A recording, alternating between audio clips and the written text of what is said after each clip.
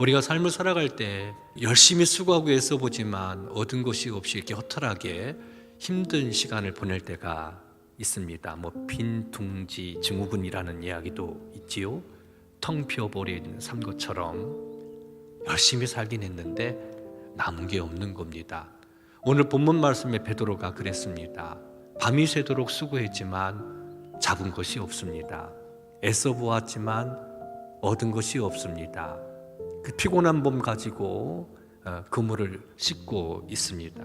밤새 수고했지만 허탕을 치고 빈배로. 아마 낚시를 즐겨 하시는 분은 이때 베드로의 그 마음, 심신이 어떤 상태인지 충분히 짐작하시리라 생각을 합니다. 몸은 나긋합니다. 피곤합니다. 얻은 것은 하나도 없습니다. 땀 흘려 수고했지만 잡은 것이 없습니다. 그물을 씻고 있다는 사실입니다. 이때 예수님께서 게네사렛 호숫가에서 말씀을 가르치고 계셨습니다. 그런데 예수님의 가르침을 받았던, 권세 있는 가르침을 받았던 이 베드로서는 예수님의 말씀을 귀담아 들을 수밖에 없습니다. 예수님께서 말씀하셨으니까, 권세 있는 말씀이시니까, 그런 말씀을 전하신 예수님이니까 이해가 가지 않는 거예요. 상상할 수 없는 일들입니다. 그런데 다만 예수님께서 말씀하셨으니까 베드로가 이렇게 말합니다. 선생님, 밤이 새도록 수고하였지만 잡은 것이 없습니다. 하지만 말씀에 의지하여 내가 그물을 내리리이다 라고 이야기를 합니다. 고기를 잡을 수 있을까요? 그 시간대에 밤새 수고하고 애쓴 그 호수는 한 마리의 고기도 베드로에게 주지 않았습니다. 변한 건 아무것도 없습니다. 실패한 장소입니다. 고기를 내주지 않았던 그 호수가 고기를 내줄까요? 사람도 바뀐 게 아닙니다. 기구도 바뀐 게 아닙니다. 이걸 우리가 주목해 볼 필요가 있습니다. 실패한 장소입니다. 과연 고기를 잡을 수 있을까? 깨어진 관계가 회복될 수 있을까요? 코로나19로 무너진 일터가 다시 회복될 수 있을까요?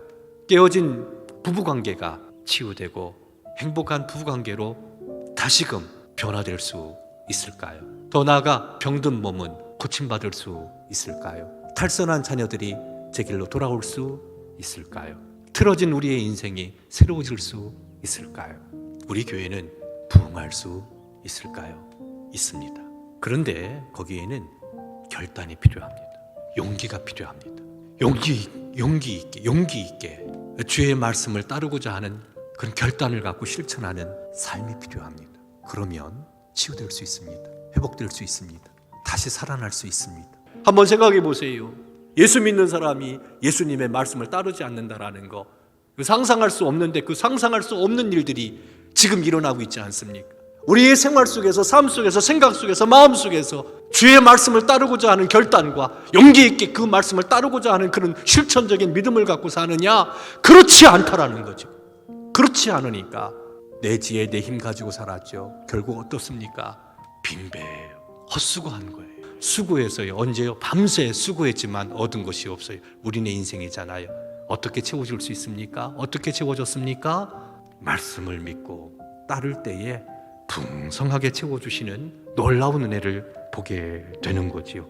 텅 빈 인생입니까? 밤새도록 수고했지만 잡은 것이 없습니까? 그러나 아직 끝나지 않았습니다. 다시 시작하면 됩니다. 사람도 환경도 여건도 변한 건 없습니다. 그대로입니다. 그러나 우리가 주의 말씀을 품고 나간다면 그렇게 하기를 주의 이름으로 축원합니다.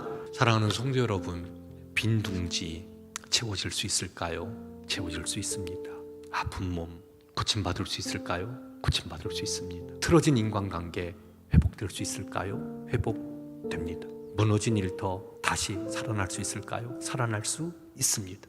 결단이 필요하고 용기가 필요합니다. 언제요? 예수님의 말씀을 따를 때. 그 예수님의 말씀, 무슨 말씀을 하시든 그 말씀을 따라 나가게 될 때 다시 살려지고 다시 살아나고 회복되어지고 치유되고 가득 채워지는 놀라운 은혜의 역사가 일어남을 믿으시기를 바랍니다.